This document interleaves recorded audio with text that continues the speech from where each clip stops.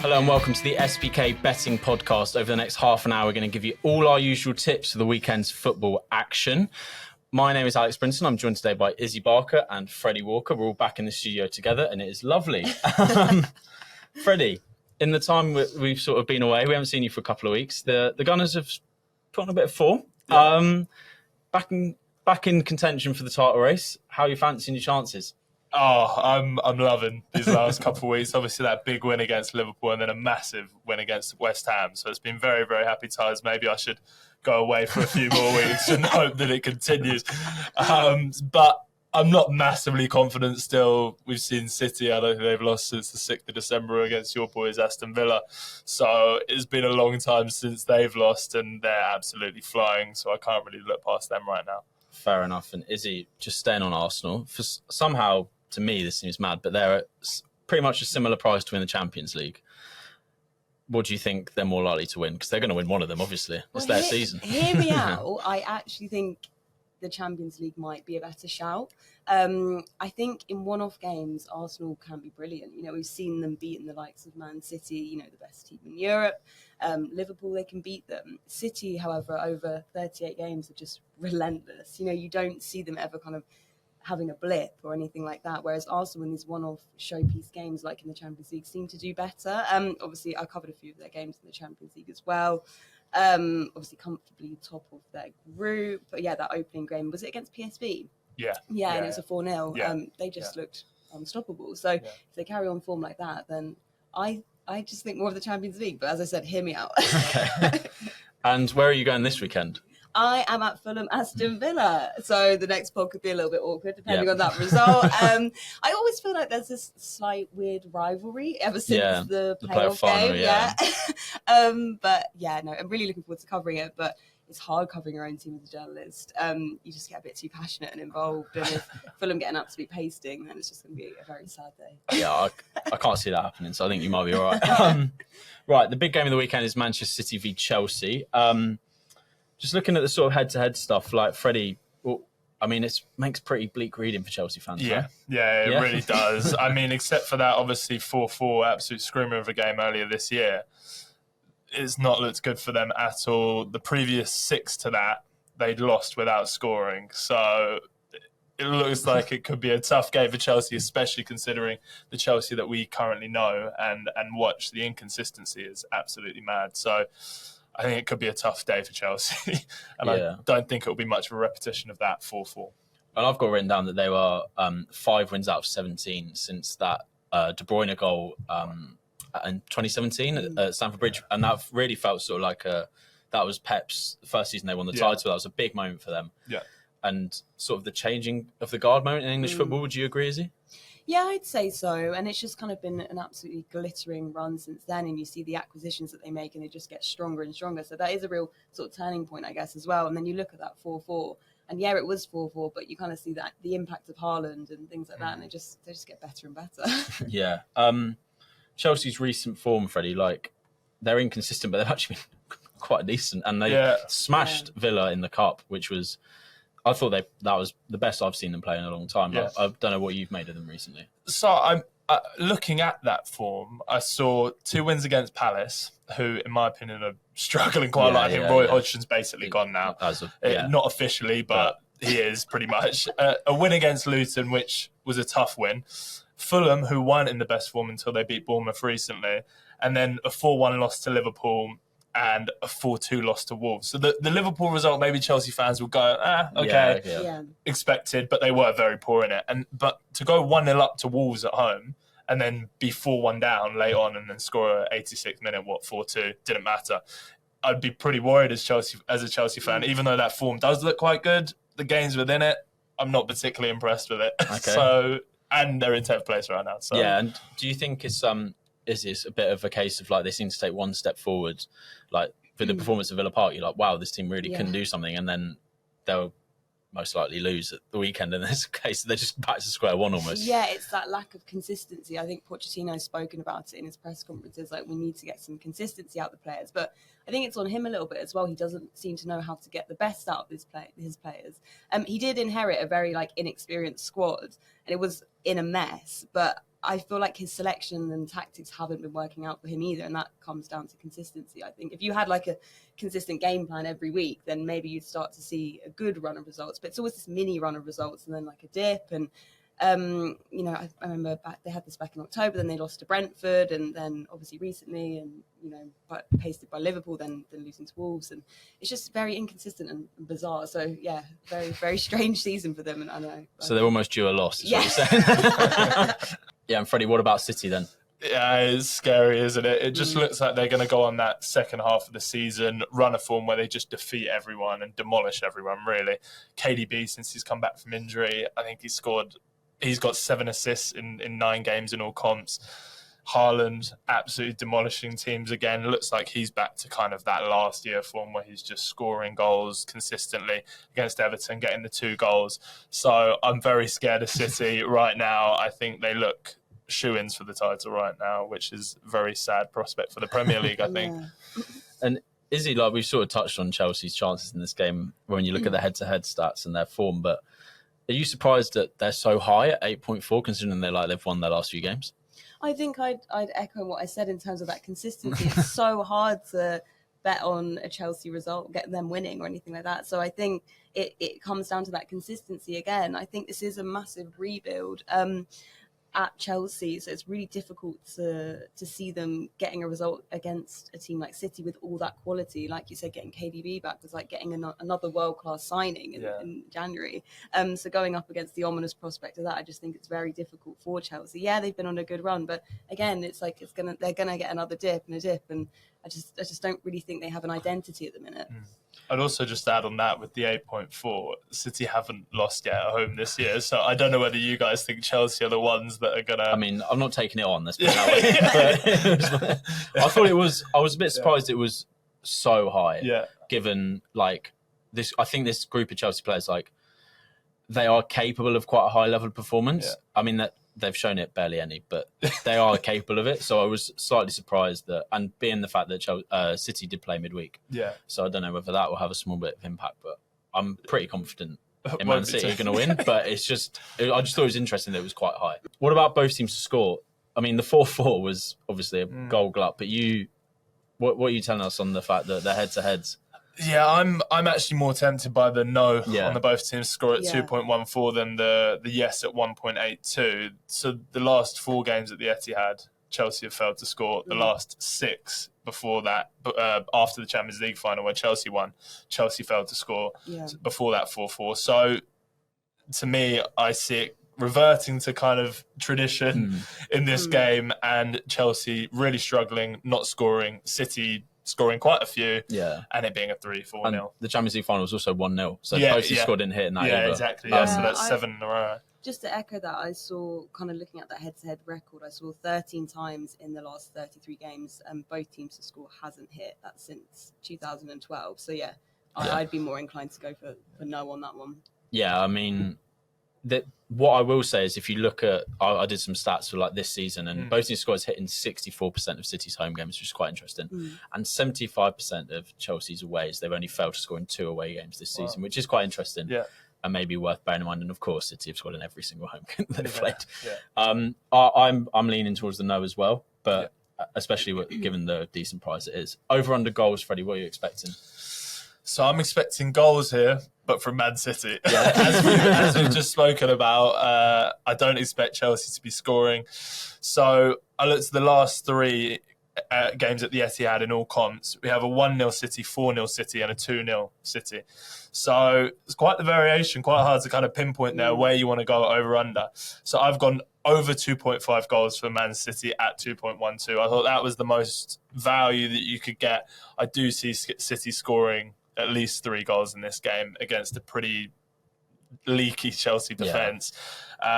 And I'm going to avoid going on the over-under on any of the other team. Let's stick to City. Okay. I won't go for Chelsea to score. Okay. Interesting. Issy, what about you? Yeah, so looking at the head-to-head, I saw the average goals for both teams in their last 5 combined is 3.4, 3.35 in the whole season. But as you said, Freddie, it's really hard when you look at that head-to-head. It's like so sporadic. Obviously, you had that 4-0. Last January, the next fixture was then 1-0, and then you have the 4-4. But in the last 10 fixtures, there have been 6 1-0s. I was tempted to go for the under 1.5 goals, which is at 5.9. Interesting. Wow, I like that.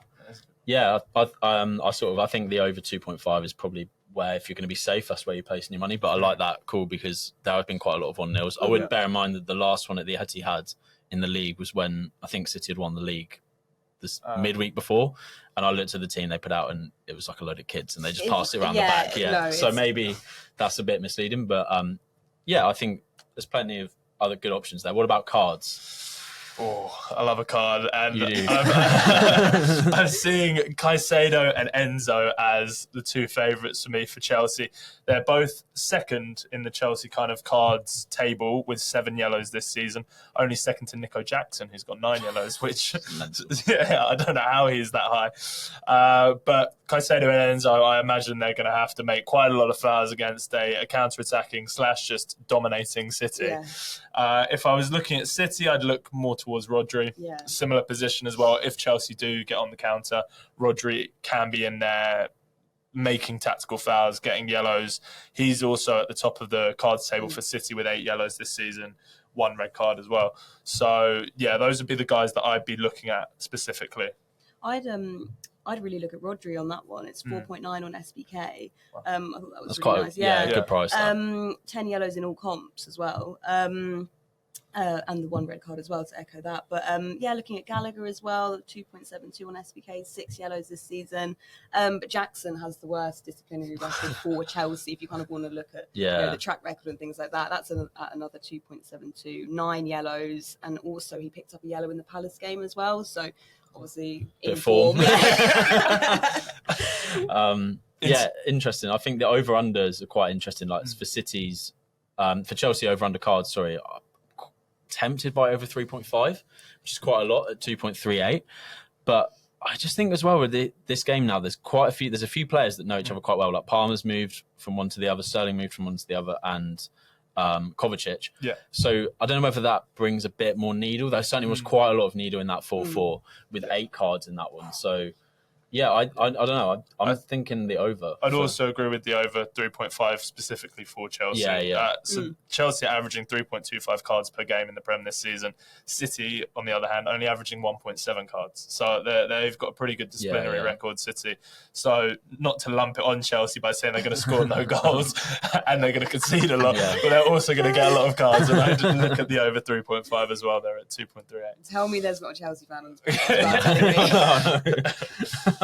what about goal scorers then? Who are you fancying? Go on, Freddie, you lead us.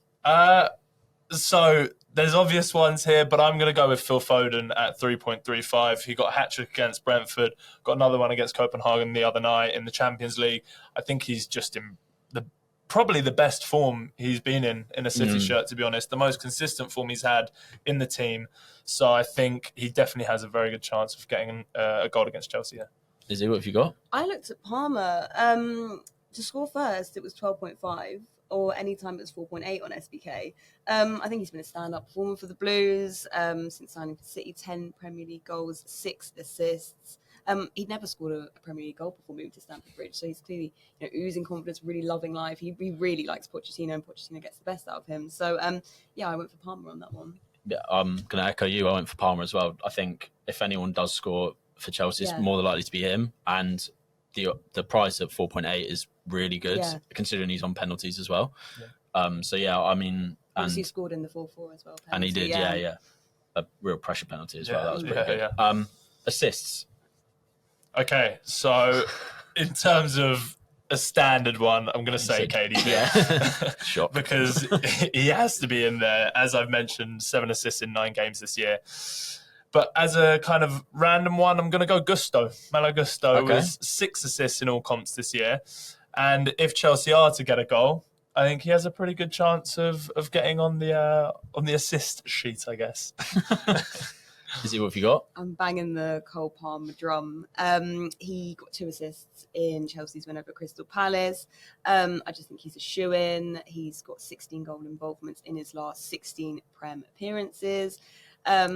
He leads Chelsea in terms of goals and assists, 12 and 9 in all competitions. So I went for Palmer again on that one. Yeah, I'm going to, again, agree with you on Palmer because, he's just been outstanding this season. And I think if he can somehow score and assist himself, then that would be great. Yeah. So, given all of that, Freddie, where do you think there's some value in this? All right, so I'm going to kind of double down on what I've said previously and go with a 3-0 City win at 10.5 on SBK.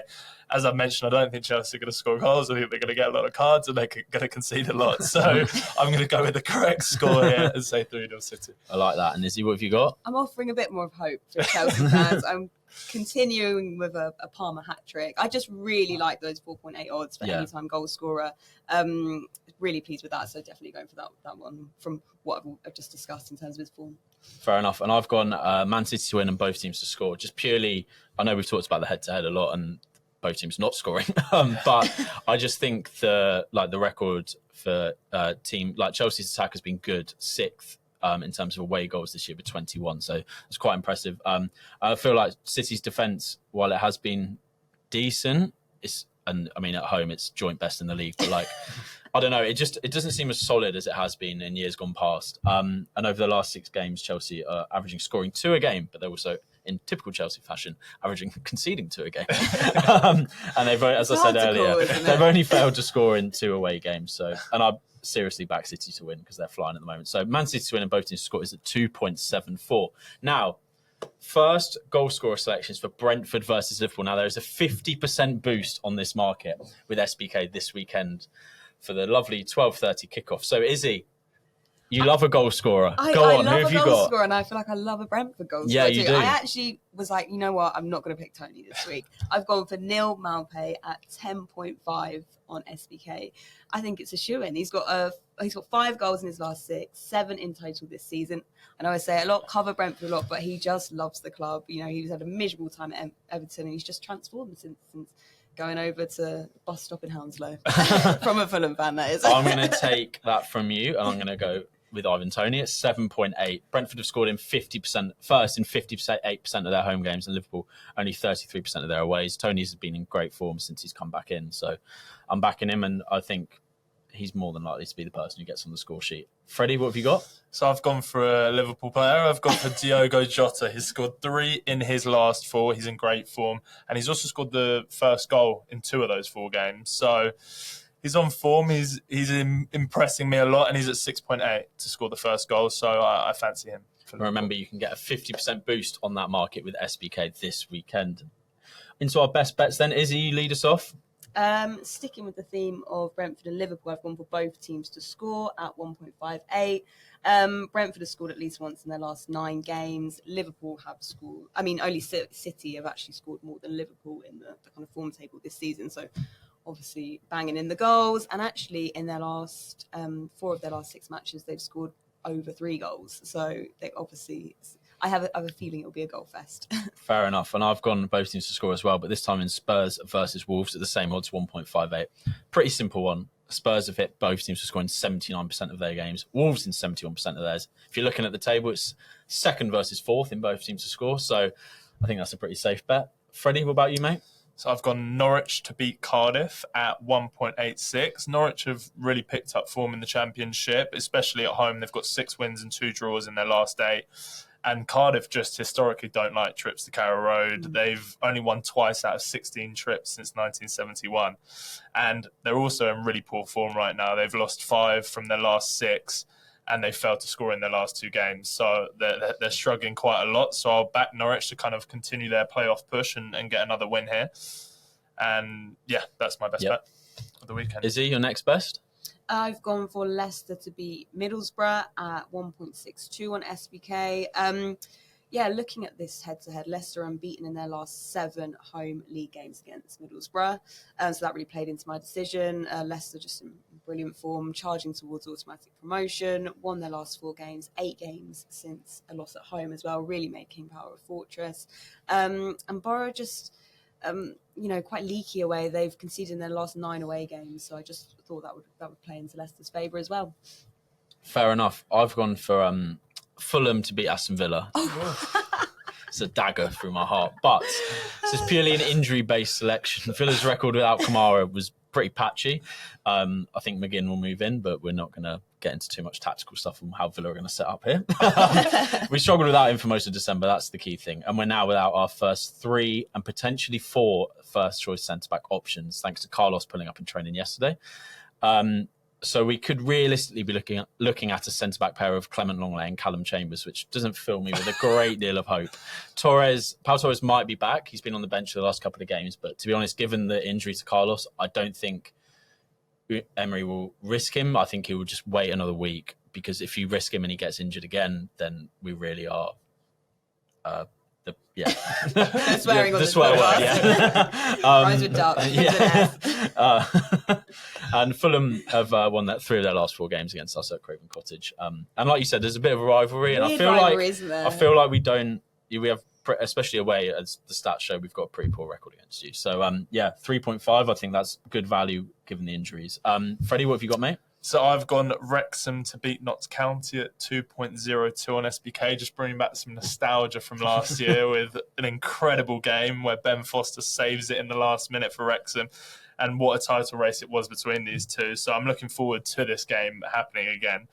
Both teams were struggling for form up until their last game. So they both won in their last game, but Wrexham lost 3 in the league on the bounce, and Notts County hadn't won 5. It won in 5 games in the league, so they'd lost 3, drawn 2. Wrexham, though, have the best home form in the whole of the league, picking up 1 more point than Stockport in 2 less games. So it's a fortress at the racecourse ground. So I'm going to back them to beat Notts County like they did last year. Unfortunately, no Ben Foster penalty saves this year, but I still think at 2.02, that's quite nice odds.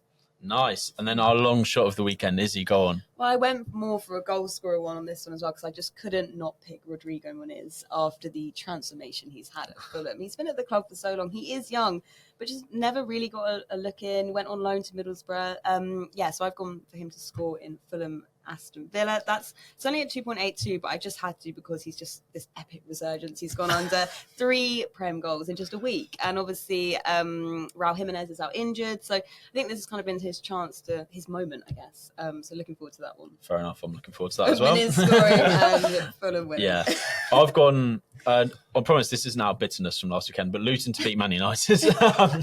Kenilworth Road, as we've touched on quite a few times, is a very tough place to go. They haven't actually won that many games at home, Luton, but I do think that Man United will struggle. The condensed pitch, Man United, if you look at Old Trafford, it's a huge pitch. You couldn't get any more different when they go to Kenilworth Road. And that sort of style, like Bruno's going to be cramped for room in the middle of the park. I'm not sure the space is going to be available for them to run in behind, which is what they're so effective at. United were good against Villa, but I think they got pretty lucky with our poor finishing. We could easily have scored 3 or 4 and put the game to bed. Luton will be very, very disappointed with their performance against Sheffield United last weekend. I was pretty stunned by that one, to be honest. So I think, and they've got a really tough run of games coming up. They've got this, then they've got Liverpool, then they've got City in the Cup, then they've got us. So I think they'll be sort of extra focused on this one. And these teams always turn up when Man United come to town. It's like one of those things. Yeah, the sports is going to be bang up for it. It'll be a great atmosphere. It's the 4:30, so it's like probably one of the biggest games of the weekend. So it'll be massive. United haven't been great on the road, and just throughout the season, been very, very inconsistent. And I just get that feeling of this is a game that they're going to lose. It's a really good shout. Like going to Kenilworth Road and seeing that Brighton game. Like Luton, it's a small pitch and they've got a lot of athleticism in their squad. So if they just go at Man United, they can easily score and win the game. Freddie, go on then. What's yours? Well, we're reading from the same hymn sheet here, Alex. I've got Luton to beat Man United at 4.2. Just like you said, Man U just haven't convinced me away from home this season, even though they have picked up form in recent times. Against Wolves, they had to get that last-minute winner from Maino, and then Villa weren't convincing again. And then their previous 2 away games were a 2-1 loss to Forest and a 2-0 loss to West Ham. So even though Luton have been beaten by a lot of big teams at Kenilworth Road this year, I think they've been unlucky in a lot of those games. And I think if there's a team that's going to give them that luck, it's going to be Manchester United, and they will beat Luton. Luton will beat Man U this weekend. Perfect. Thanks for listening to this episode of the SBK Football Podcast. If you enjoyed this week's show, then please give us a like. And if you have any feedback, we're more than happy to hear it. Remember that new customers can get £30 in free bets when you sign up and place a first bet of £10. T&Cs apply. And remember, please gamble responsibly.